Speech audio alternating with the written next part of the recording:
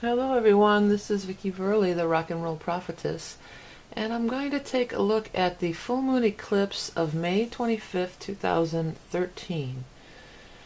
Okay, well, the eclipse is happening here. We've got 4 Sag, 4 Gemini, and it's squaring off in Neptune here. So a mutable T-square is happening here. Mutable T-square in Neptune and the moon.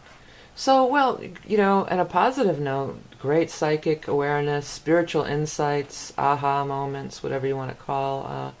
Get out under that moon. It'll illuminate. It's going to illuminate your subconscious. Or you could have some crazy dreams that are actually, prophetic or prolific, but dreams, imagination, creativity. Insights, just like, I get it now, just through communication, because look at all this Gemini over here. Everybody, Gemini, talking, doing, going, get out. Definitely be out and around people during this time, and I feel like you could get it through an overheard conversation. You could get some kind of an insight. I'm going to do a video about some of these everyday psychic occurrences like that. But that could definitely happen. Or talking it out. You could finally talk it out. A long-standing problem that was going on with this this Taurus energy, where people were being stubborn. All this Venus, Mercury, amiably, nice. We're happy. We're talking this out, happily. We're coming to happy conclusions. Because the full moon is the conclusion too, usually. The release, the conclusion, the illumination. Neptune in there too, though. It just feels immutable. Almost feels like we're really just not done. Like we're just gonna, if you could just fluff it over. Oh, Neptune, yeah, okay. I just want to be lovey.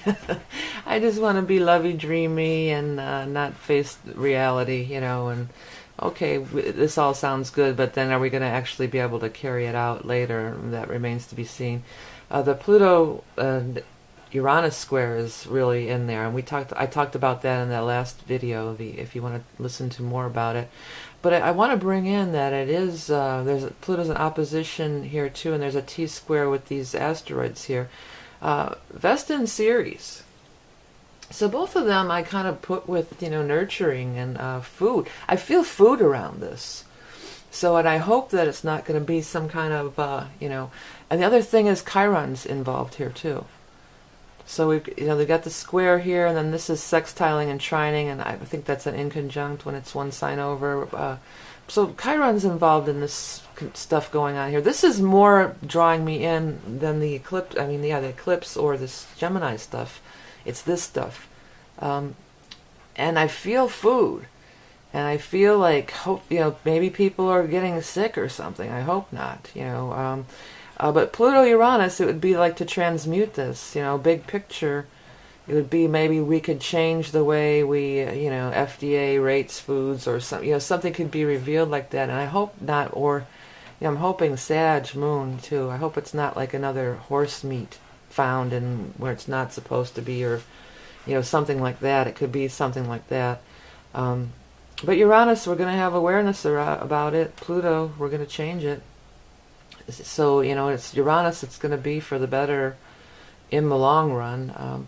But there's something, bothersome about this. It's giving me turbulence, or I don't know how to explain it, but it's just something turbulence. Speaking of turbulence, this last little bit of Taurus here, Mars in these last degrees of Taurus with Pallas, but Mars in these last degrees of Taurus.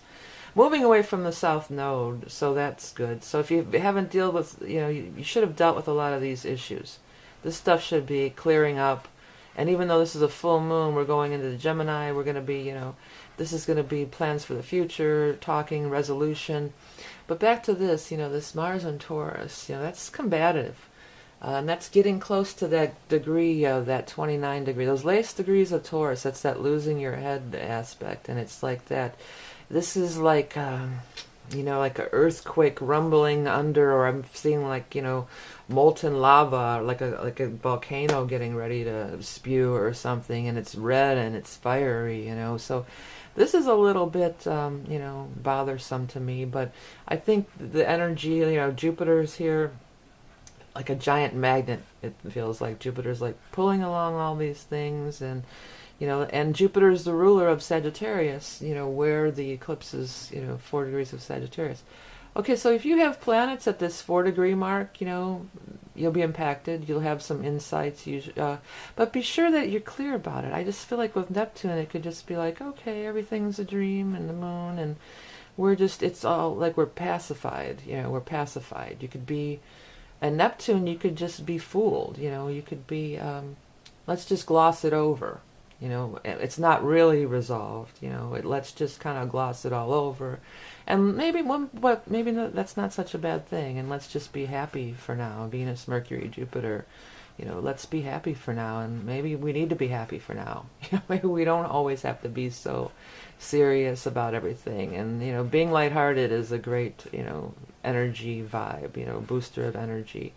If nothing else, just try to be happy and joyous. And that's kind of what this feels like. This doesn't feel, because of the Neptune involvement, it just feels sort of, could be just be a happy day, but there could be some things coming up with this food stuff. I'm feeling like we're going to have some kind of upset or reveal about the food source, and with Pluto and stuff, it may not be good news. It may be, some kind of discovery that's we don't want to look at, but Pluto's going to say, put it in your face, you're going to look at it.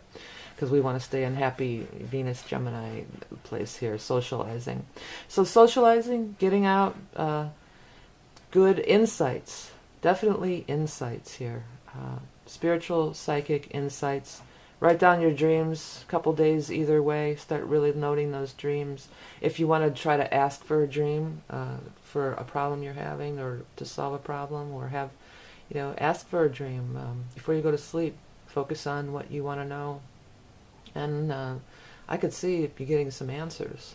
12th, you could have visitations too, spirit visitations. If you're dreaming about somebody who's passed over during this time, you're really with them. You're really hanging with them, and you're connecting with them. It's really happening. Okay, so pretty mild-mannered overall. Happy socializing. My name's Vicki Verley. Remember that you are love and beauty incarnate. If you would like a private reading, you can go to my main channel page, and there is a link to schedule a private phone reading. Okay, I'll talk to you soon.